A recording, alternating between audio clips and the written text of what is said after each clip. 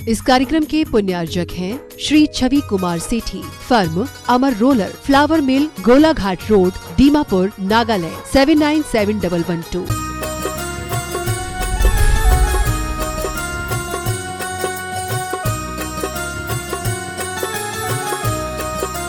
बोले देवादिदेव श्री आदिनाथ भगवान की जय जय जय। बोले देवादिदेव श्री चंदा प्रभु भगवान की जय जय जय। बोले चिंतामणि पार्श्वनाथ भगवान की जय जय जय। बोले श्री महावीर भगवान की।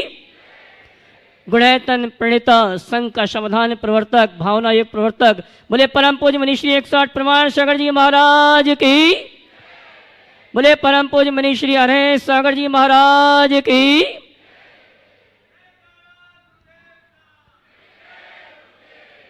तीर्थराज शंभेशेखर की तलहटी में स्थित गुणैतन परिसर से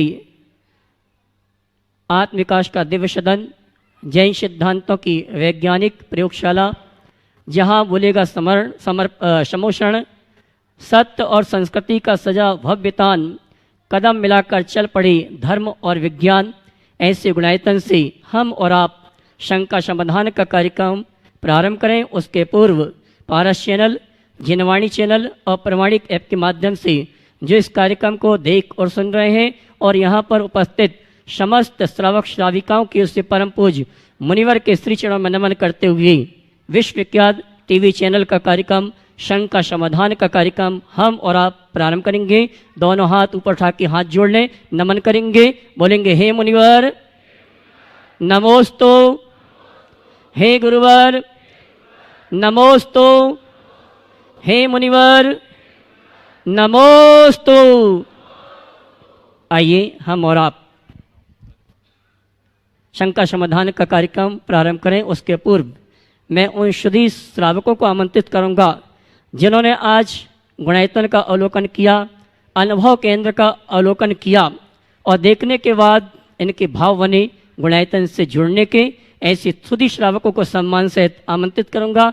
वे आएंगे, परम पूज्य मुनिवर के श्री चरणों में नमन करते हुए गुरु वंदना का सौभाग्य प्राप्त करेंगे और हमारे गुणायतन परिवार के जो भी शुद्धि ट्रस्टी श्रावक के इनका सम्मान का कार्यक्रम संपन्न करेंगे। आइए मैं सबसे पहले आमंत्रित करूँ, उसके पहले जी जिन्होंने इस गुणायतन के जिनालय को स्वर्ण रूप प्रदान करने के लिए स्वर्ण दान देने के भाव रखे हैं, श्रीमती सरोज जैन, धर्मपत्नी शरद कुमार जैन, अशोक नगर, इन्होंने एक सोने की अंगूठी प्रदान की। जोरदार ताली बजाकर सम्मान करें।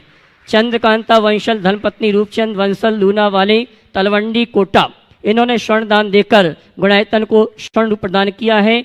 निर्माण निधि से जुड़ने का सौभाग्य जिन्होंने प्राप्त किया है, श्रीमती प्रतिभा प्रदीप जैन सागर, श्री अशोक, श्रीमती सुरेखा गांधी मुंबई। एक बार ताली बजाकर इनका सम्मान करें। और आइए सूत्रधार के रूप में जुड़ने का जिन्होंने सौभाग्य प्राप्त किया है, मैं नाम की घोषणा करूंगा। मैं चाहूंगा सम्मान सहित मंच पे आके परम पूज्य मुनिवर के श्री चरणों में नमन करते हुए गुरु वंदना का सौभाग्य प्राप्त करेंगे और हमारे गुणायतन ट्रस्ट परिवार के ट्रस्टी सम्मान का कार्यक्रम संपन्न करेंगे। श्रीमान प्रमोद कुमार जी, आशा, अमित, योगेंद्र, प्रिया, पुण्या, सम्यक जैन, रांची, जिन्होंने सूत्रधार के रूप में गुणायतन से जुड़ने का सौभाग्य प्राप्त किया है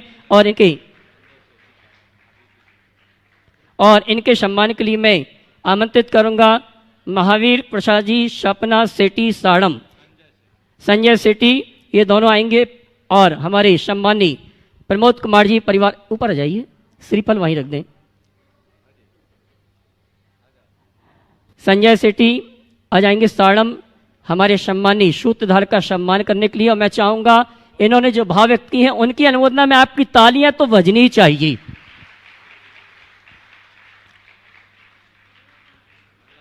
और इसी क्रम में श्री संजीव कुमार सुपुत्र स्वर्गीय माणिक चंद जी, अरिहंत कुमार जैन पानीपत, जिन्होंने सूत्रधार के रूप में जुड़ने का सौभाग्य प्राप्त किया है, मैं सम्मान सहित आमंत्रित करूंगा। वे आए, परम पूज्य मुनिवर के श्री चरण में नमन करते हुए गुरु वंदना का सौभाग्य प्राप्त करें और उनके सम्मान के लिए मैं आमंत्रित करूंगा श्रीमान पुष्पेन जी, सविता, श्रीमणी संरक्षक गुणायतन वांदा भोपाल, वे आएंगे गुणायतन परिवार की ओर से। हमारे सम्मानी संजीव कुमार जी, सुपुत्र माणिक चंद जी, अरिहंत कुमार जी पानीपत, इनका सम्मान का कार्यक्रम संपन्न करेंगे। आइए साहब, और आपकी तालियां बजती रहनी चाहिए।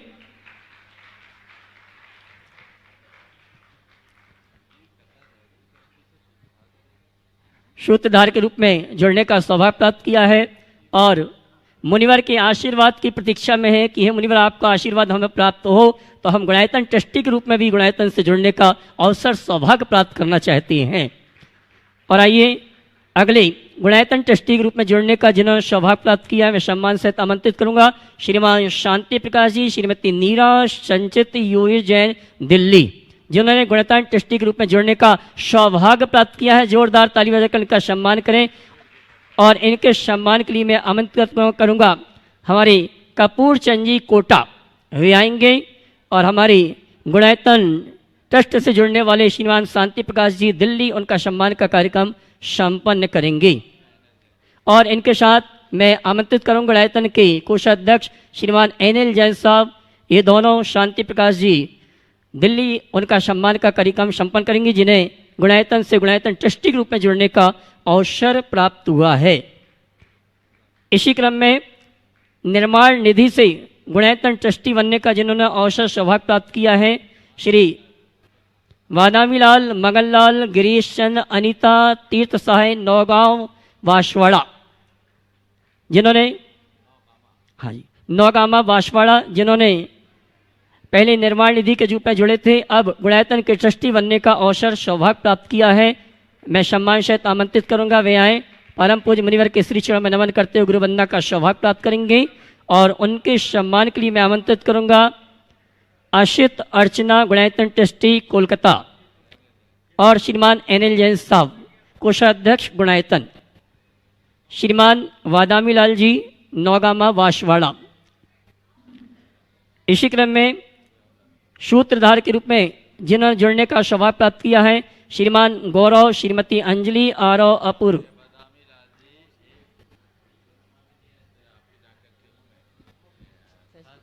बंधु, एक सूचना अभी अभी मुझे प्राप्त हुई है। बादामीलाल जी जो कि नौगामा बांसवाड़ा निवासी हैं, गुणायतन ट्रस्टी तो बने हैं, लेकिन आप यहाँ पर जो सहसकूट चैत्यालय देख रहे हैं उसमें एक बड़ी प्रतिमा देने का भी सौभाग्य इस परिवार को प्राप्त हुआ है। जोरदार।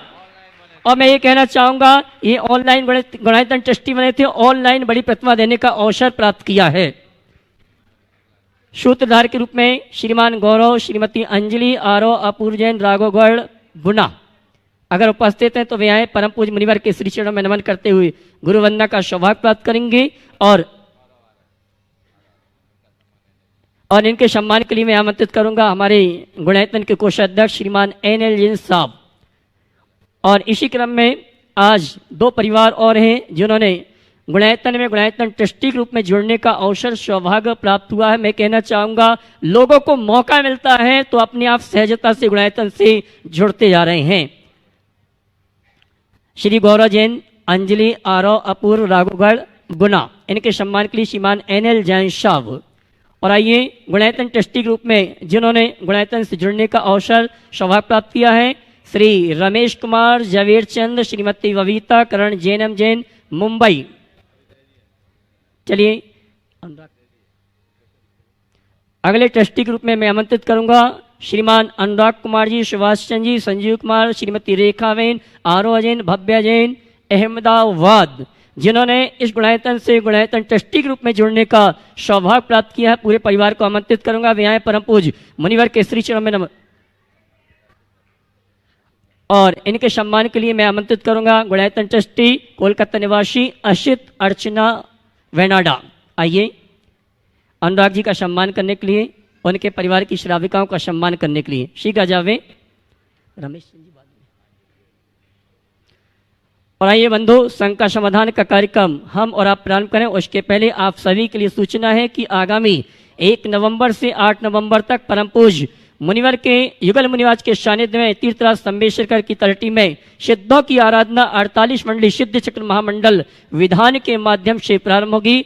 सभी मंडल पुण्याजक, सभी इंद्रनाड़ी आने के लिए आतुर हैं, लेकिन यहाँ पर जो व्यवस्थाएं उस दौरान संचालित होंगी, भोजन व्यवस्था, त्यागी वृत्ति भोजन व्यवस्था, द्रव्य सामग्री भोजन व्यवस्था, अगर आप किसी कारण से नहीं आ पाए हैं और आपके इस आयोजन से जुड़ने के भाव हैं तो पारस चैनल, जिनवाणी चैनल, प्रमाणिक एक्ट में जो नंबर चल रहे हैं उन नंबरों में संपर्क करके आप एक दिन की भोजन व्यवस्था जो सामान्य इंद्राणी मंडल पुण्याजकों की है 1,11,000 रुपये की राशि है। एक दिन की द्रव्य सामग्री की व्यवस्था के लिए 1,11,000 रुपये की राशि है और जो त्यागी व्रती भोजन व्यवस्था है उसके लिए राशि निश्चित की गई है मात्र 51,000 रुपये की। आप इन योजनाओं में सम्मिलित होकर घर बैठे शांति से पुण्य का संचय कर सकते हैं। आइए चलते हैं इन्हीं सभी सूचनाओं के साथ परम पूज्य मुनिवर के श्री चरणों में नमन करते हुए उनके आशीर्वाद से हम और आप टीवी चैनल का विश्व विख्यात बहुचर्चित कार्यक्रम जिसने जैन दर्शन के मर्म को जन जन तक पहुंचाते हुए लोगों के जीवन शैली को बदल दिया है, ऐसे शंका समाधान के कार्यक्रम को हम और आप प्रारंभ करेंगे। और मैं आमंत्रित करूंगा डॉक्टर विवेक जी जैन उदयपुर, उसके बाद तैयार रहेंगे सोमेश जैन कोटा। डॉक्टर विवेक जी उदयपुर, सोमेश जैन कोटा, श्रेयांश श्रुति ग्वालियर। भैया अपना नाम बता देना। सोमेश जैन कोटा। इसके बाद तैयार रहेंगे श्रेयांश श्रुति ग्वालियर। नमोस्तु गुरुदेव, नमोस्तु गुरुदेव, नमोस्तु। मेरी शंका है कि एक ग्रस्त अगर अपनी ग्रस्त अवस्था त्याग कर हमेशा के लिए आपकी शरणों में आना चाहिए तो उसको अपने परिवार, अपने माता पिता, अपने बच्चों के प्रति क्या कर्तव्य वो अचानक छोड़ के आ सकता है या उनकी कुछ कर्तव्य निभाकर आना चाहिए? देखिए, अगर गृहस्थ को अपनी गृहस्थी छोड़कर गुरु शरण में आना है तो पहले अपने व्यवहार से पूरे घर परिवार को संतुष्ट करना चाहिए, अपनी जिम्मेदारियां पूरी करनी चाहिए, उनसे अनुमति लेनी चाहिए। भाग करके आना ठीक नहीं है, जाग करके आना ठीक है। जो जाग कर आता है उसका त्याग चमकता है और जो भाग करके आता है उसका त्याग धूमिल होता है। तो अंदर से जागो फिर त्यागो। नमस्ते गुरुदेव, नमस्ते। और आइए मैं सम्मान सहित आमंत्रित करूंगा जिन्होंने गुणायतन का अवलोकन करते हुए परम पूज्य मुनिवर से निवेदन किया और गुणायतन ट्रस्टी ग्रुप में जुड़ने का सौभाग्य प्राप्त किया। हमारे बीच में आ चुके हैं श्रीमान रमेश कुमार जी जवेरचंद, श्रीमती बबीता करण जैनम जैन मुंबई। वे आएंगे परम पूज्य मुनिवर के श्री चरणों में नमन करते हुए गुरु वंदना का सौभाग्य प्राप्त करेंगे और उनके सम्मान के लिए मैं आमंत्रित करूंगा हमारे गुणायतन ट्रस्ट परिवार के कोषाध्यक्ष श्रीमान NL जैन साहब और श्रीमान पुष्पेन जी श्रीमणी संरक्षक वादा भोपाल। और आइए अगले प्रश्न के तैयार रहेंगे श्रेयांश श्रुति ग्वालियर। मैं आपसे कहना चाहूँगा जैसे ही आपका नाम लिया जाए आप अपने स्थान में खड़े हो जाएंगे। श्रेयांश श्रुति ग्वालियर। उसके बाद तैयार रहेंगे अमूल साहे गुड़गांव हरियाणा जी, आशीष पटवारी विजोलिया जी। उसके बाद तैयार रहेंगे सत्येंद्र चमलेश्वर जी भीलवाड़ा।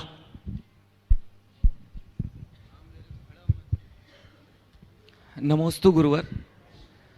गुरुदेव, मेरी शंका यह है कि हमें देवशास्त्र गुरु की भक्ति वैसे तो निस्वार्थ ही करनी चाहिए, लेकिन देवशास्त्र गुरु की भक्ति हमें निस्वार्थ ही करनी चाहिए, लेकिन फिर भी अगर देवशास्त्र गुरु की भक्ति स्वार्थ में भी की जाए तो उसका कोई पुण्य मिलेगा या उसमें हमें दोष लगेगा? शंका। देखो, एक ही बात है, भक्ति करो, निस्वार्थ करो तो सबसे उत्तम। निस्वार्थ करने वाले, निस्वार्थ भक्ति वालों का पुण्य गाढ़ा होता है और जो लोग स्वार्थ सहित भक्ति करते हैं उनका पुण्य थोड़ा पतला हो जाता, पाप तो नहीं रखता। तो हमारा जो उद्देश्य है हमें उस उद्देश्य को ध्यान में रखकर चलना चाहिए।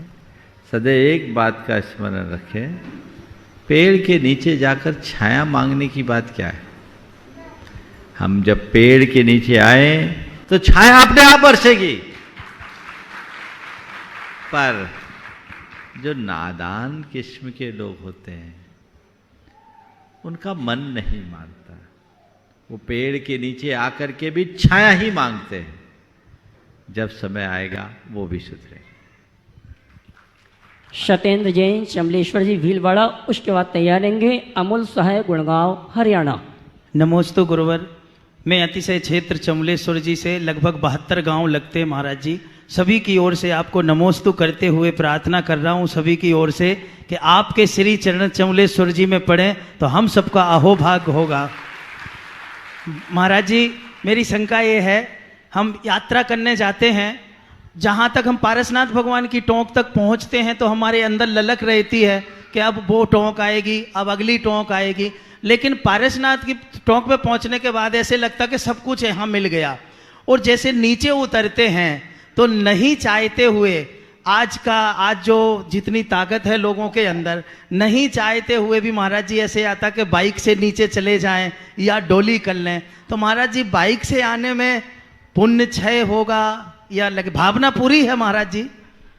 तो हमें समाधान करें महाराज जी कि बाइक से जो आते हैं तो उनको पुण्य लगेगा या नहीं गुरुदेव? भैया, बाइक से आ रहे हो, बाइक वाला देख के गाड़ी चला रहा है, रास्ते में जीव जंतुओं को रौंद रहा है, उसका पाप क्या के बाइक वाले को लगेगा कि जो उस पर सवार होकर आ रहा है, जिसके निमित्त से बाइक चल रही है उसको होगा? किसको होगा? बोलो भाई। बैठने वाले को होगा महाराज जी। तब आप लोग तय कर लो कि हमें क्या करना है। समझ गए? चलिए, नमस्ते। देखो, अपना उत्साह भंग नहीं करना चाहिए, सब संकल्प के परिणाम से होता है। यदि हमारा संकल्प प्रबल हो तो अपने आप पाँवों में बल मिलता है। अब संकल्प शिथिल हो जाए तो फिर तो सब दिखता ही है और लोग सवार हो जाते हैं। हम देखते हैं जब परिक्रमा में जाते हैं ना, तो जंगल में सबके पाँवों में बल होता है, पर वो 7 किलोमीटर मधुपुर से लेकर के निमिया घाट तक का रास्ता में जब गाड़ियाँ दिखती है ना, सब पंचर हो जाते हैं, सबके संकल्प शिथिल हो जाते हैं। उसमें वे ही लोग पैदल चल पाते हैं जो ठान के जाते हैं कि हमको पैदल ही परिक्रमा करना है, नहीं तो बाकी सबकी परिक्रमा लंगड़ी हो जाती। समझ गए? तो अपनी वंदना ठीक करो, लंगड़ी मत करना। अमूल सहाय, गुड़गांव, हरियाणा। उसके बाद तैयार रहेंगे गुड़ायतन ट्रस्टी परिवार के भारतीय जैन, अहमदाबाद।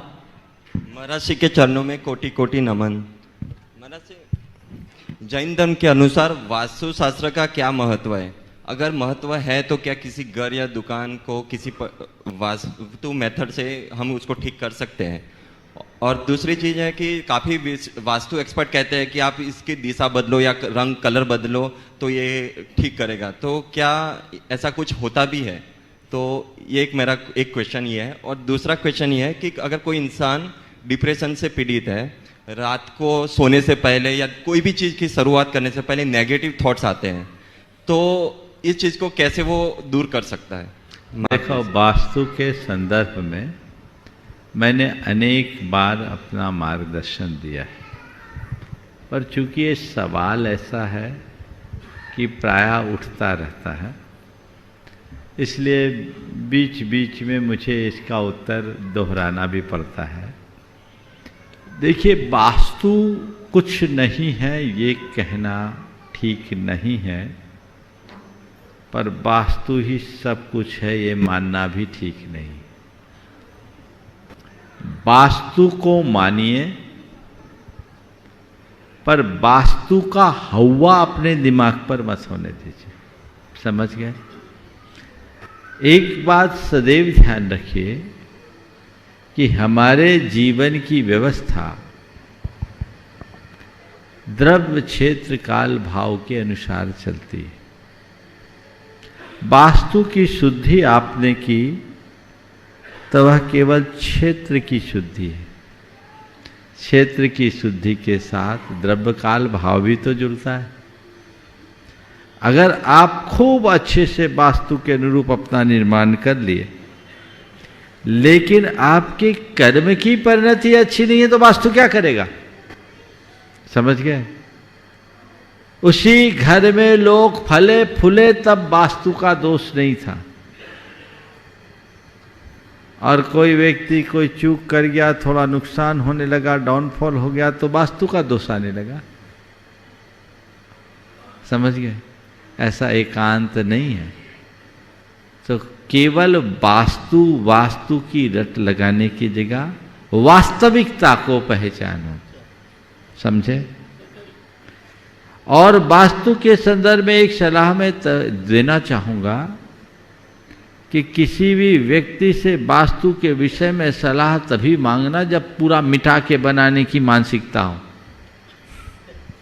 और आजकल कुछ छुड़भइये वास्तुविद आ गए हैं जिनको पलवग्राही पांडित्य है, 2-4 किताबें पढ़ी और वास्तु कंसल्टेंट बन गए, और वो अपनी राय आप लोगों को दे देते हैं। जो लोग परेशान होते हैं उनको वो सब बातें अच्छी लगती है और लोग उसका फिर अनुकरण करने लगते हैं। फिर भी होता वही है जो होना होता है। मैं एक परिवार को जानता हूँ, 10 साल बाद उनकी फैक्ट्री में गया तो देखा बहुत तोड़ फोड़ मचा है। हमने पूछा क्या बात है? बोले महाराज सब वास्तु के कारण किया। ठीक है, अब वास्तु के कारण जो जिसने बताया सारा रिनोवेशन कर लिया, लेकिन हालत बद से बदतर हुई और सारी फैक्ट्रियां बिक गई। मैंने उस समय उनको टिप्पणी की थी कि भैया तू वास्तु देख चाहे और कुछ, जो ओवर एस्टिमेट काम करेगा वो मरेगा। तुमने ओवर एस्टिमेट काम किए, चादर से बाहर पैर निकाली, इसमें वास्तु क्या करेगा? 700 करोड़ की बैंक की देनदारी, बैंक के ब्याज में ही मर गया। अब आप वास्तु देख रहे हो, हवस चढ़ गई, इधर एमओयू इधर एमओयू, इससे लेना इससे लेना, एक साथ हजारों करोड़ का स्वामी बनने की भावना बन गई। वहां वास्तु क्या करेगा? समझ गए? तो वास्तु एक छोटा सा रोल रखता है। एक ही लाइन में मैंने समीक्षा की थी, वास्तु कुछ नहीं है ये कहना ठीक नहीं, और वास्तु ही सब कुछ है ये मानना भी ठीक नहीं। तो वास्तु को जितना है उतना ही मानो, पर वास्तु से बड़ी वास्तविकता है। नमस्ते महाराज। नमस्ते। गुणायतन ट्रस्टी भारती जैन अहमदाबाद, उसके बाद तैयार रहेंगे राजकुमार जी वापना जोधपुर।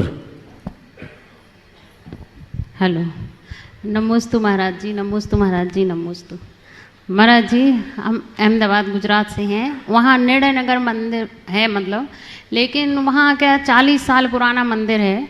तो अभी क्या हम लोगों ने नव निर्माण करने के लिए मंदिर को गिरा के फिर से बनाने की कोशिश, मतलब वो की।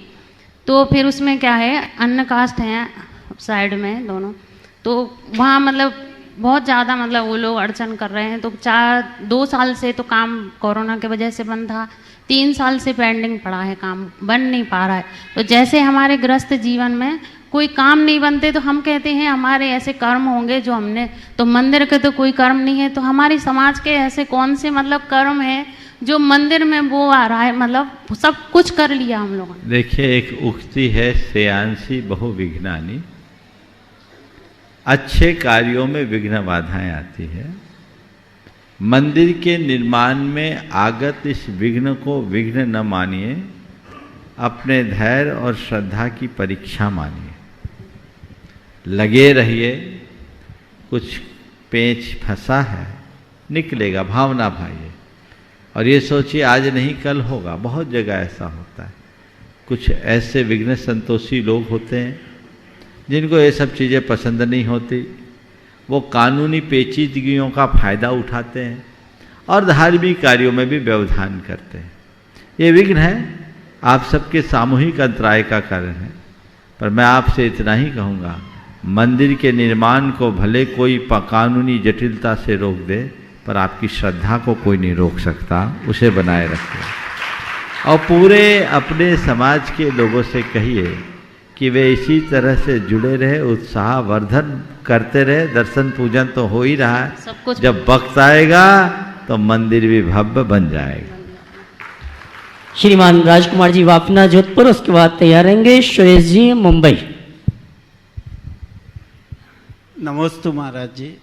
मेरा प्रश्न ये है कि घर से बाहर जाते समय परमेष्टि शरणम पवज्जामि या इच्छा कारणम संदिशा भगवान बोलना चाहिए, कृपया शंका। जरूर बोलना चाहिए, दोनों में।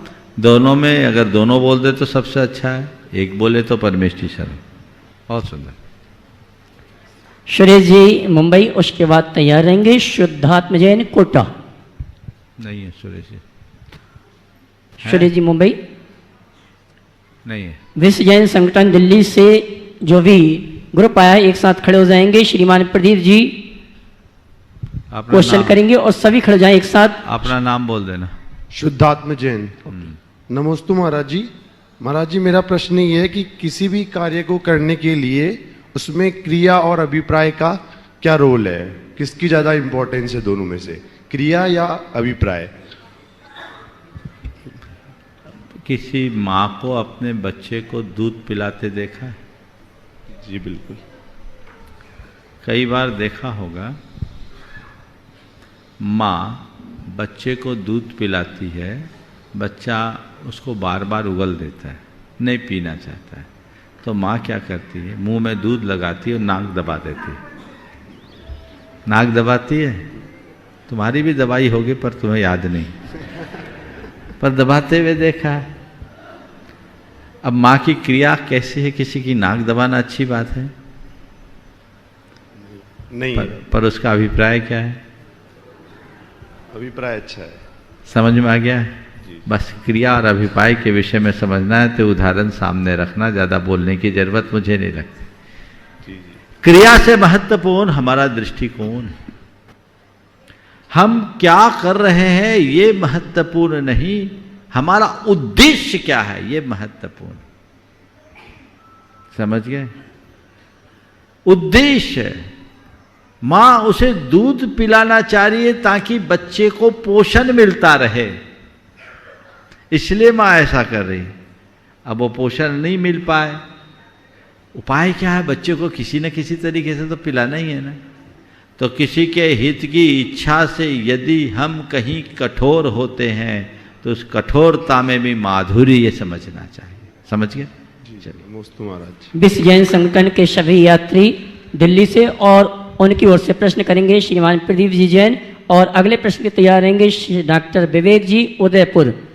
विश्व जैन संगठन के सभी साथी यात्री सभी एक साथ खड़े हो जावे, नमोस्तु करेंगे और उनकी ओर से प्रश्न करेंगे प्रदीप जी। नमोस्तु महाराज, आपके चरणों में बारंबार वंदन करता हूँ। बोलिए। अच्छा, अरे मुनि सर, मैं विश्व जैन संगठन से आया हूँ, उसी संगठन की ओर से आपके चरणों में बारंबार वंदन करता हूँ। हमारा संगठन जो विश्व जैन संगठन है, संवेद शिखर के लिए जो गजट पारित हुआ है, उसके लिए जो आंदोलन चला रहा है, उसके लिए आपके आशीर्वाद की हमें बहुत आवश्यकता है। आपका आशीर्वाद हमें मिलेगा तो अभी हम सफल हो पाएंगे, हमारी ऐसी भावना है। क्योंकि संतों के आशीर्वाद के बिना शायद कोई भी कार्य हमारा सफल नहीं हो सकता। हमारी समाज उसके बिना अधूरी है और उसको करना हमारे लिए बड़ा जरूरी है। क्योंकि संवेद शिखर अगर पर्यटक स्थल बन जाएगा, बाहर से दुकानें लग जाएंगी वैसी, तो नहीं रह पाएगा। तो इसके लिए हमें आशीर्वाद चाहिए। देखिए, विश्व जैन संगठन एक अच्छा कार्य कर रहा है और बड़ी प्रसन्नता है कि इस विषय में समाज को जागरूक करने के लिए प्रयासरत है। पर मेरा आप सबसे ये कहना है कि कोई भी कार्य करे तो पहले उसकी ठोस कार्य योजना बनाए। जब हम लोग कोई बृहद कार्य योजना बनाकर काम करते हैं तो उसका सही अंजाम निकलता है। आजकल लोग सोशल मीडिया का प्रयोग करके कोई भी कार्य है फटाफट आगे बढ़ाने की प्रवृत्ति में लग जाते हैं, तो उससे कई बार वांछित परिणाम नहीं मिल पाता। अभी की जो स्थिति है, मुझे नहीं दिखता कि किसी आंदोलन से इस तरह के कार्यों में सफलता मिलेगी। मैंने पहले भी इस विषय में बात की। बातचीत से इस काम का हल निकल सकता है। हम लोगों ने किसान आंदोलन को देखा। किसान आंदोलन के आगे सरकार झुकी नहीं, झुकी भी तो नहीं के बराबर, कुछ हल नहीं निकला। हम हजारों लाखों लोग एक आध बार इकट्ठे भी हो जाए तो इससे कुछ नहीं होगा। मैं आपको हतोत्साहित नहीं कर रहा हूँ, लेकिन मेरा कहना है कि शक्ति का प्रदर्शन करने की जगह युक्ति से काम लेना चाहिए। जहाँ काम युक्ति से हो जाए वहाँ शक्ति की क्या जरूरत। सरकार के साथ अपना संवाद बनाकर उनसे बातचीत करनी चाहिए। और मुझे जो संकेत अभी बीच के दिनों में मिले हैं, हालांकि पुष्ट खबर पूरी तरह नहीं है, लेकिन जितने मिले उनसे एक खबर आई है कि इसमें एक सकारात्मक परिणाम सामने आया है, आश्वासन मिले। हालांकि जब तक वह पूरी तरह से औपचारिक तौर पर घोषित न हो, हमें इसे स्वीकार नहीं करना चाहिए, पर इसे बहुत व्यापक तरीके से देखना चाहिए। साथ ही इको सेंसिटिव जोन के रूप में जो वाइल्ड लाइफ सेंचुरी के अंतर्गत रखा गया और जिसको लेकर के पर्यटन स्थल आदि की बातें आ रही है, मैंने उस गजट नोटिफिकेशन को भी पढ़ा है। इसके भी दोनों पहलू हैं। सबसे पहले समाज के सभी वर्ग को बैठकर इसके हानि और लाभ पर विचार करना चाहिए, विशेषज्ञों से राय लेनी चाहिए, एक ठोस कार्य योजना बनाकर एक स्वर में बात करनी चाहिए। जब हम एक स्वर में बात करेंगे तो परिणाम आएगा। अगर हमारी ही आवाज़ बटी रहेगी तो हम बट जाएंगे। मुट्ठी भर तो हम लोग हैं। हम लोग संलेखना संथारा के टाइम में समाज की एकता का एक अच्छा परिचय दिए, उसका परिणाम भी एक अच्छा आया।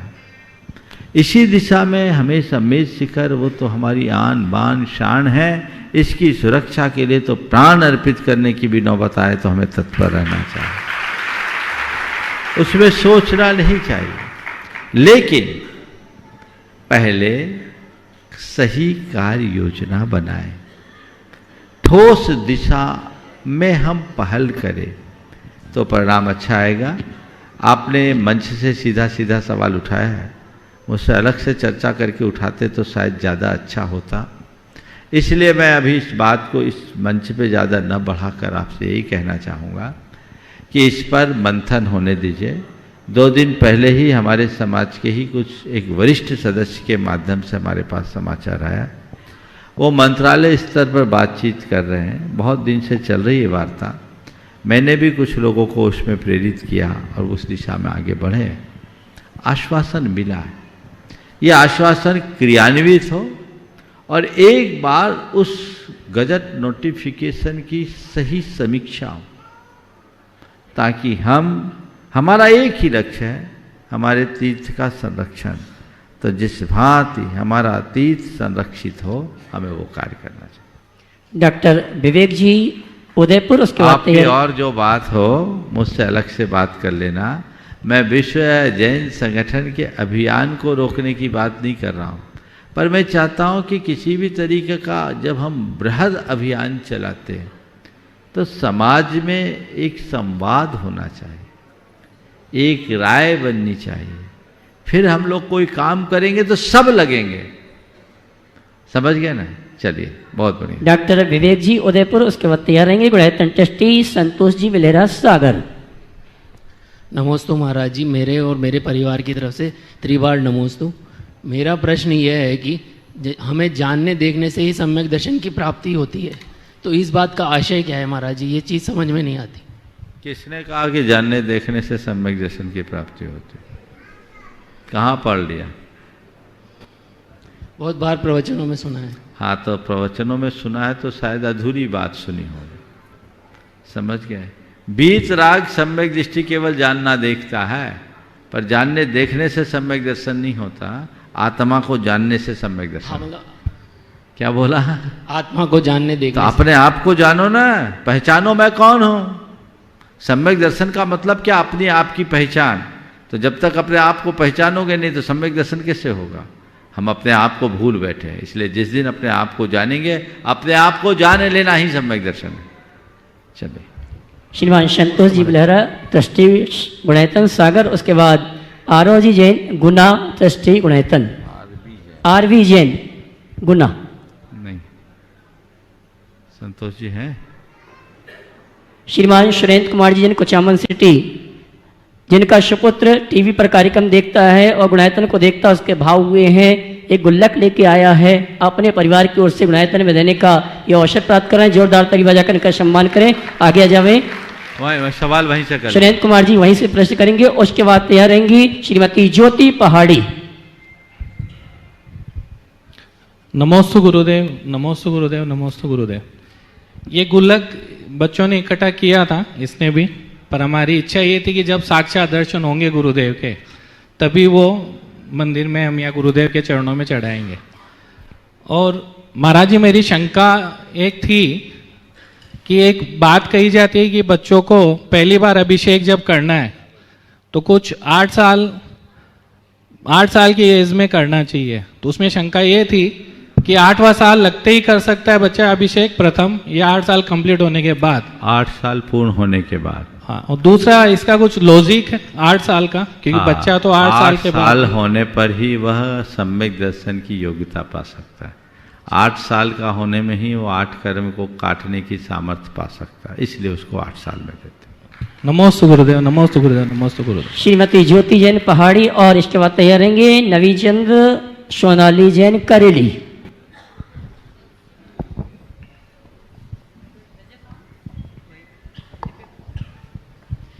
नमोस्तु महाराज जी। महाराज जी, हम लोग अनुभव केंद्र गए, वहाँ हम लोग ने अनुभव केंद्र का अनुभव किया। हम लोग ये नहीं समझ पाए कि महाराज जी ने इतना बड़ा कार्य ये अनुभव केंद्र में कैसे किया, और वहाँ पर जो भी कार्य हो रहा है जब वो बनेगा, पूरा तैयार होगा, उसके बाद तो देखते ही बनता। अभी देखने से हम लोग अनुभव करते हैं तो समझ में ही नहीं आता है, हम लोग बार बार उसी का चिंतन करते हैं कि अनुभव केंद्र में क्या होने वाला है अब। नमस्ते महाराज जी, हमारा प्रश्न है कसम, कदम और कलम को हम अपने जीवन में किस तरह चलाएं? कसम, कदम और कलम को अपने जीवन में किस तरह उपयोग करें। कसम कभी खंडित न होने दें, कदम कभी लड़खड़ाने न दें, और कलम को कभी बहकने न दें। कसम खंडित हो जाए तो कसम का कोई अर्थ नहीं, कदम लड़खड़ा जाए तो खतरे से खाली नहीं, और कलम बहक जाए तो विनाश को आमंत्रण है। इसलिए इन तीनों पर ध्यान रखकर चले, हमारा जीवन सुखी संपन्न होगा। महाराज जी, अनुभव केंद्र का क्या? श्रीमान ओम, देखिए अनुभव केंद्र कैसे बना दिया, मैं तो एक पंक्ति में बोलूंगा आप लोगों के पुण्य से, समझ गए? इसीलिए तो इसका नाम अनुभव केंद्र किया है, जिसका यहाँ आकर लोगों को जीवन की एक नई अनुभूति हो। मैं तो एक ही बात कहता हूँ, जब अभी केवल ढांचा देखकर आपका अनुभव बदलता है, तो जब उसकी पूरे स्वरूप को आप देखोगे, जीवन में एक नया अनुभव होगा। मेरी एक ही कोशिश है कि बच्चे बच्चे के हृदय में एक नई अनुभूति प्रकट हो, जिससे वह अपने जीवन में एक बड़ा रूपांतरण घटित कर सके। एक ट्रांसफॉर्मेशन होना चाहिए, बदलाव, व्यापक बदलाव। और मुझे पूर्ण विश्वास है कि वह जरूर होगा और हम उसमें सफल होंगे। श्रीमान नवीन चंद जी सोनाली जैन करेली, उसके बाद तैयार रहेंगे कोषाध्यक्ष गुणायतन श्रीमान NL जैन साहब जयपुर। महाराज श्री के चरणों में नमोस्तु नमोस्तु नमोस्तु। महाराज श्री, मेरा प्रश्न ये है कि धर्म के जो 4 स्तंभ बताए गए हैं वे कौन कौन से हैं? धर्म के 4 स्तंभ अगर मुझसे पूछो तो आप श्रावकों को केंद्र में रखकर मैं 4 स्तंभ बता रहा हूँ। दान, पूजा, शील, उपवास, यही तुम्हारे स्तंभ। इनको बनाए रखो, इस पाये को मजबूत रखो, धर्म सुदृढ़ रहे। श्रीमान NL साहब अपने प्रश्न को यह रखें। उसके पूर्व मैं आमंत्रित करूंगा हमारे गुणायतन ट्रस्ट परिवार से गुणायतन ट्रस्टी के रूप में जुड़ने का जिन्होंने सौभाग्य प्राप्त किया, पूरे परिवार उपस्थित हैं। श्रीमान रमेश कुमारी, जवेर चंदी, श्रीमती बबीता, करण जैनम जैन, मुंबई। मैं सम्मान से आमंत्रित करूंगा। अब यहाँ परम पूज्य मुनिवर के श्री चरण में नमन करते हुए गुरुवंदना का सौभाग्य प्राप्त करेंगे। और श्रीमान NN जैन साहब हमारे सम्मानी गुणायतन ट्रस्टी मुंबई निवासी रमेश चंद जी का प्रतीक चिन्ह देकर सम्मान का कार्यक्रम संपन्न करेंगे। और मैं चाहूंगा आपकी तालियां जोरदार अनुमोदना के लिए बजनी चाहिए। और श्रीमान NL साहब सम्मान का कार्यक्रम संपन्न करें। तालियां थोड़ा कम बजी थी, अच्छे से बजे तो अच्छा लगेगा।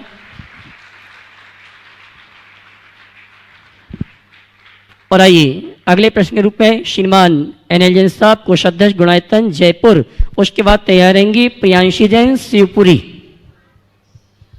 दोनों गुरुओं को सादर नमन, वंदन। महाराज श्री, अमेरिका में एक डॉक्टर्स की कॉन्फ्रेंस हो रही थी, उसमें एक डॉक्टर ने अपना प्रतिवेदन दिया और उस प्रतिवेदन में उसने कहा कि मुझे, मेरा और मैं, तीनों शब्द का जो कोई आदमी प्रयोग करता है तो उसको हार्ट अटैक के चांसेस ज़्यादा हैं। जब उससे पूछा गया कि भाई आप कैसे कर रहे हो, तो बोले मेरा ये एक अनुभव है और मैं अनुभव के आधार पे ऐसा कह रहा हूँ कि ये ऐसा होता है। उसने बाद में ये बोला कि आपने अनुभव कैसे लिया? उन्होंने बोला कि जब आदमी आत्म केंद्रित हो जाता है तो फिर ये ऐसा होता है। महाराज जी क्या ये सही है? डॉक्टर ने आज बोला, बहुत बहुत धन्यवाद दीजिए उस डॉक्टर को कि वो हमारी बात को खोल रहा है। समझ गए? आपने जो बोला कि मुझे, मेरा और मैं की विचारधारा में जीने वाले लोगों को हार्ट अटैक ज़्यादा होता है और बिल्कुल आत्म केंद्रित होने के कारण हार्ट अटैक होता है, ये आज बोला जा रहा है। मुझे नहीं मालूम ये प्रतिवेदन या कोई शोध पत्र है, किस आधार पर कहाँ प्रकाशित है। यदि है तो इसे प्रचारित करना चाहिए, क्योंकि ये तो हमारी संस्कृति का मूल तत्व है। हमारी आत्मा के पतन का मूल कारण अहंकार और ममकार है। मुझे, मेरा, मैं, यही तो अहंकार और ममकार है जो मोह की परिणति है। अंदर होता है, आसक्ति बढ़ती है और आसक्ति मूर्छा को उत्पन्न करती है, उससे हमारे हार्ट बीट में अंतर होता है। आप देखिए दुनिया में कुछ भी हो जाए आपको कुछ फर्क नहीं पड़ता, लेकिन जहां आपका मेरा जुड़ता आपकी हार्ट बीट बढ़ती कि नहीं बढ़ती? तो जिससे हमारा लगाव होता है, जुड़ाव होता है, जिसमें हमारे स्वामित्व की भावना होती है, वो इधर से उधर हो जाए, एक तिनका भी इधर से उधर होता है, तकलीफ होती। इसलिए हमारे शास्त्र कहते हैं जो मूर्छा को जीत ले, जो ममत्व को जीत ले, वो हर पल आनंदमय रहता है। तो अपने जीवन को आनंदमय बनाए। निश्चित उन्होंने जो कुछ कहा है अपने अनुभव से कहा है। मैं तो कहता हूँ इस अनुभव की प्रामाणिकता और बढ़ जाएगी यदि इसे हम तथ्यात्मक अध्ययन के साथ प्रस्तुत करें। निश्चित ये होगा अगर कुछ ऐसे व्यक्ति की ईजी और एमईजी कराई जाए, उसको देखा जाए, उसके माइंड का स्टेट चेक किया जाए, देखा जाए, तो मुझे लगता है कि जरूर ये कुछ ऐसा होगा कि जब हमारे भीतर इस तरह की भावनाएं होती है तो हमारे शरीर के अंतःस्रावी ग्रंथियों में कुछ परिवर्तन होता है और उस समय हमारे हृदय की धड़कन में भी बदलाव आता होगा। और यदि ये अध्ययन वैज्ञानिक तरीके से किया जाए तो मुझे लगता है जरूर कोई चौंकाने वाले परिणाम आएंगे। प्रियांशी जैन शिवपुरी, उसके बाद तैयार रहेंगी पृथ्वी रामटेक चंद्रगिरी से ब्रह्मचारिणी स्वाति और ब्रह्मचारिणी अंजलि दीदी। दोनों महाराज जी के चरणों में मेरा कोटि कोटि बार बार वंदन एवं मेरी परिवार की तरफ से बार बार वंदन, बार बार वंदन। महाराज जी, अगर किसी जीव की मृत्यु हो जाती है और वह देव गति को प्राप्त होता है तो क्या वह अपने घर कभी वापस आते हैं? वो आए या ना आए, घर वाले तो बुलाते ही रहते हैं। घर वालों के दिमाग में बैठा रहता है। सो हो सकता है घटनाएं सुनने में आती है कि वो आ जाए, लेकिन मैं तो एक ही बात जानता हूँ, आज शास्त्र कहते हैं वैमानिक देव आज लौट के नहीं आते, भवनवासी व्यंतरादिक देव भले आ जाए। चलिए, हाँ। बहन स्वाति अंजलि रामटेक चंद्रगिरी पृथ्वी स्त्री। इसके बाद तैयार रहेंगी आशित अर्चना वेनाडा गुणायतन ट्रस्टी कोलकाता। महाराज श्री के चरणों में मेरा बारंबार नमोस्तु नमोस्तु नमोस्तु। महाराज श्री ऐसा कहते हैं, डांट के बिना शिष्य और शिष्य का संबंध क्या? पर देखा जाता है कि यदि बच्चों को ना डांटा जाए तो वो पढ़ते नहीं। अधिकांश बच्चे, छोटे बच्चे तो भय के कारण ही पढ़ते हैं। और जब बच्चों पर हम लोगों ने अध्ययन किया, इस बार हम लोगों ने उनसे पूछा कि जब हम लोग आपको डांटते हैं तो आपको कैसा लगता है? तो वो कहते हैं कि दीदी हमें थोड़ी देर तक, मतलब 10 मिनट तक तो कुछ समझ में नहीं आता और कुछ याद भी नहीं होता, आप क्या बता रहे ये भी समझ में नहीं आता। और ये जब उनसे हर व्यक्ति जैसे कहते हैं कि प्रशंसा और सम्मान का भूखा होता है, और बच्चों को यदि जब प्रोत्साहन देते हैं तो वो बहुत जल्दी आगे बढ़ते हैं और ज़्यादा लर्न करने लगते हैं। तो महाराज श्री, मेरा ये क्वेश्चन है कि आपका इसमें विचार क्या है कि बच्चों को डांट से किस तरह और कितना प्रोत्साहन दिया? आप मेरे विचार पूछ रहे हैं, खड़े रहे 2 मिनट, मैं अपना अनुभव बताता हूँ। हम लोग तो ठुक पिट के पढ़े। अपने जमाने में तो ठुकाई पिटाई होती थी कि नहीं, बोलो? हाँ। और वो जो डिसिप्लिन है वो जीवन का अनुभव है। घर में भी ठुकते थे और स्कूल में भी ठुकते थे, है ना। और स्कूल में कुछ उदंडता करके गए, घर में शिकायत पड़ी तो घर में और ठुकाई होती थी। अब आज सिस्टम बदल गया। अब बच्चों को अगर किसी तरह की इस तरह की प्रताड़ना दे दी जाए तो उसे एक अपराध के रूप में देखा जाने लगा है। एक बहस का विषय में, उस विषय में कोई राय नहीं देता, लेकिन व्यक्ति को मैनर्स तो सिखाना चाहिए, उसको अपने कर्तव्यों पर दृढ़ रखना चाहिए। हमारे नीति की ग्रंथों के अनुसार अगर बात करें तो लाडिएट चतुवर्षानी 10 वर्षानी ताड़िए, जायते तु 16 वर्षे मित्रवत समाचरे। 4 साल तक लाड प्यार रखो, 10 वर्ष तक खूब कंट्रोल में रखे, फुल कस्टडी में। लालनाथ बहवा दोषा, ताड़नाथ बहवा गुना, ये नीति के वाक्य है। लाड में व्यक्ति बिगड़ता है और लात खाकर आदमी सुधरता है, डांट में सुधरता है। अब ये एक अलग विषय है, मैं बोलूँगा तो बहुत सारे लोग मुझे पुराने ख्यालों का इंसान कह देंगे, लेकिन आज जो खामियाजा है घर घर में देख रहे हैं, और इसकी एक वजह है। पहले बहुत संतान होती थी ना, तो ठुकने पिटने की ज़्यादा परवाह नहीं होती था। अब एक ही होता है, और अगर हो जाए तो परिवार के लोग भी चढ़ बैठे। निर्ममता तो नहीं होनी चाहिए, पर डर होना चाहिए। मैं अपने ही अनुभव की बात कह रहा हूँ। हालांकि मेरा ये सौभाग्य रहा कि मुझे पूरे स्कूल के जीवन में एक बार के अलावा कभी पिटने का मौका नहीं आया। मैंने कभी ऐसा काम ही नहीं किया। शिक्षकों का आदर का पात्र रहा, और चूँकि शुरू से मेधावी था, कोई भी सवाल पूछा जाता था सबसे पहले मेरा हाथ उठता था, और जब कोई नहीं बताता था तो मैं उत्तर देता था। इसलिए मैं अनुशासन को सदैव ध्यान में रखा, कभी ऐसे बंक नहीं मारा और कोई उदंडता नहीं की, इसलिए मारपीट की कोई संभावना बनी नहीं, लेकिन ऐसा होता था। पर उस दौर में भी हमारे एक शिक्षक थे जो किसी को बहुत कम पीटते थे, और उनकी सजा थी 2 छड़ी यहाँ पर, तीसरी छड़ी नहीं। अगर कभी दिए भी तो केवल 2 छड़ी यहाँ पर देते। जबकि ऐसे ऐसे भी शिक्षक थे, मुर्गा बना देते थे, कुर्सी बनाते थे, ठोकते भी थे अच्छे से। वो जमाना अलग था। आज से 30, 35, 40 साल पुरानी बात मैं कर रहा हूँ। तो वो ठुकाई भी करते, लेकिन वो 2 छड़ी, पर वो बोलते ऐसा थे कि सब व्यक्ति के हृदय में बात बैठ जाती थी। यदा कदा ही किसी की पिटाई होती थी, पर उनसे सबसे ज्यादा लोग डरते थे, और जो ठोकते थे उनको लोग अंदर अंदर गालियां भी देते थे। तो अति कहीं नहीं होना चाहिए। लाड और डांट, अंतर हाथ संभार के बाहर मारे चोर, ये उक्ति होनी चाहिए। बच्चों को लिहाज तो सिखाना ही चाहिए। डांट के बिना शिष्य और शिष्य का भविष्य कहाँ, ये गुरुदेव ने लिखा है, बिल्कुल यथार्थ लिखा है। तो थोड़ी डांट तो चाहिए ही चाहिए। केवल प्यार प्यार में तो कहते हैं ज़्यादा मिठास में कीड़े पड़ जाते हैं, इसलिए मिठास के साथ थोड़ा संतुलन भी होना चाहिए, खटास भी होनी चाहिए। नमोस्तु महाराज। इसके बाद तैयार रहेंगी अशित अर्चना वेनाडा, गुणायतन ट्रस्टी कोलकाता। उसके बाद तैयार रहेंगे प्रियल जैन, खुरई सागर। नमोस्तु महर्षि।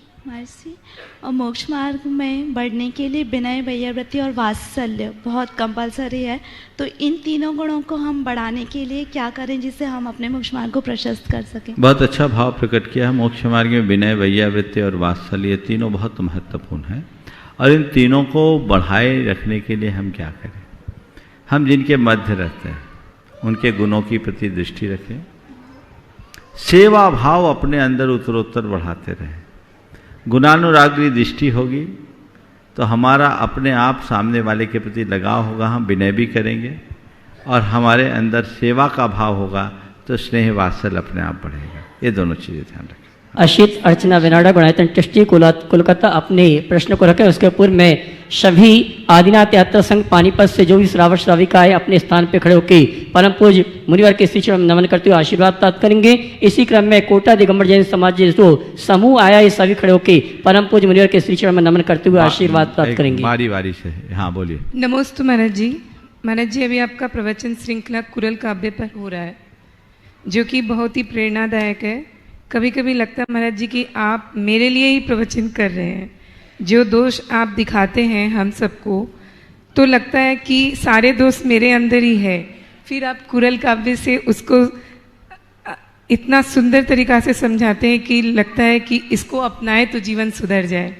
महाराज जी कैसे आपके मन में आया कि कुरल काव्य से प्रवचन हो और इसको समझते शैली भी आप बहुत अद्भुत तरीके से बताते हैं, तो महाराज जी ये कैसे होता है? बहुत ही अच्छा प्रवचन। मेरे मन में कैसे आया तो बात का विषय है। जब तुम लोगों को लग रहा है कि मेरे लिए बोल रहे तो उतार क्यों नहीं रहे हो? तो उतारते हैं महाराज जी। बस मैं सबसे एक बात कहना चाहता हूँ, प्रवचन का मतलब ही यही है जो सुनने वाले को लगे कि ये केवल मेरे लिए है। आप लोगों से एक सलाह देता हूँ, प्रवचन कभी मत सुनना, प्रवचन सुनना बंद कर दो। आप लोग प्रवचन सुनना बंद कर दो, गुरु की वाणी को मेरे लिए दिया गया मार्गदर्शन मान करके सुनो। प्रवचन सुनते सुनते तो युग बीत गया। एक ही मानसिकता, महाराज का काम सुनाना, हमारा काम सुनना, सुनना ही मेरा धर्म है। नहीं, सुनने को धर्म मत मानो, धर्म करने के लिए सुनना शुरू करो तो कहीं जाकर जीवन बदलेगा। तो मैं तुम्हारे माध्यम से सबसे कहूँगा कि आप सुने तो उसे इस तरीके से सुने जो जीवन को स्पर्श कर सके। आपने पूछा कुरल काव्य को ही क्यों चुना? अब मुझे प्रवचन तो करना ही, और आप लोगों को रोज नया नया प्रवचन चाहिए, तो नया नया प्रवचन चाहिए तो नया नया आधार तो कुछ ना कुछ चाहिए, तो कोई ना कोई माध्यम तो चाहिए। कुरल काव्य से मैं बहुत प्रभावित हूँ। मैं अक्सर अपने प्रवचनों में कुरल काव्य को उद्धृत करता रहता हूँ। पिछले वर्ष आचार्य कुंद के वांग्मय पर प्रवचन किया था। उससे पहले हमने अ से ह तक प्रवचन किया, 3 बार अ से ह तक हुआ, ABCD 3 बार पढ़ा दिया आप लोगों को। हमने कहा इस बार कुरल काव्य हो जाए। अभी आधा के करीब हुआ है, आधा और बाकी है, चलेगा, लाभ लेते रहे। ये कुरल काव्य एक ऐसा ग्रंथ है जिसे हम संप्रदायातीत ग्रंथ कह सकते हैं, जिसमें सीधे अध्यात्म, नीति, आचार और धर्म चारों का समावेश है। जीवन मूल्यों का इतना सरस विवेचन अन्यत्र देखने को नहीं मिलता। तो मुझे लगा ऐसे सर्वोपयोगी सर्वग्राही ग्रंथ का प्रचार होना चाहिए। मैं प्रवचन तो अपने ही शब्दों में करता हूँ, उनके तो वाक्यों का आलम्बन लेता हूँ, उसको छोड़ करके भी प्रवचन कर सकता था, पर मैं सोचता हूँ इसके माध्यम से यदि लोग ग्रंथ से भी परिचित हों तो ज़्यादा अच्छा। नमस्ते महाराज जी। मैं पुनः आवाज दे रहा हूँ आदिनाथ यात्रा संघ के सभी यात्री पानीपत से जो यहाँ पर उपस्थित अगर यहाँ पर हैं तो खड़े होकर परम पूज्य मुनिवर के श्री चरण में नमन करते हुए आशीर्वाद प्राप्त करें। और अगले प्रश्न के लिए गिरीश चंद गुणायतन ट्रस्टी नौगामा वाशवाड़ा। बहुत सुंदर आशीर्वाद। हाँ गिरीश जी। नमोस्तु मुनिवर। आगम के अनुसार शांति धारा कब से शुरू हुई और इसका क्या महत्व है, और इसके द्वारा हमारी इच्छा की मांग करना या पूर्ति करना कहाँ तक उचित है? देखिए शांति धारा के संदर्भ में मार्गदर्शन जब मैंने आगम में देखा तो सबसे पुराना उल्लेख देखने को मिला आदि पुराण। जब भरत चक्रवर्ती को 16 अशुभ सपने आए, उसका मन उद्विग्न हो उठा, तो उसने अपने मन की शांति के लिए अनेक कर्म किए, बहुत सारा उल्लेख है, और भगवान का अभिषेक किया, ऐसा उल्लेख वहाँ मिलता है। वो अभिषेक शांति धारा का ही एक रूप है। शांति के लिए अभिषेक ही शांति धारा। दूसरा, जब भगवान का जन्म कल्याणक होता है तो इंद्र शांति धारा करता है। माघनंदी के अभिषेक पाठ में इति बृहत शांति मंत्रेण अभिषेकम करूम, ये भी शांति धारा का उल्लेख कराता है। समझ गए? तो इन सब बातों से ये तो स्पष्ट होता है कि शांति धारा जगत की शांति के लिए की जाती है। अब आपका जो दूसरा पहलू है कि यदि हम व्यक्तिगत शांति के लिए शांति धारा करते हैं तो क्या दोष नहीं है? अरे हम तो रोज भगवान की पूजा के बाद शांति पाठ करते हैं कि नहीं? सारे जगत की शांति है और सारे जगत की शांति में मेरी भी शांति हो जाए, इसमें कहने में कोई दोष नहीं है। उसे लेकर के चलना चाहिए। इस प्रकार आज के इस सत्र को परम पूज्य गुरुदेव के चरणों में नमन अर्पित करते हुए मैं यहीं पर विराम दे रहा हूँ। बोलिए परम पूज्य आचार्य गुरुवर श्री विद्यासागर जी जय जय।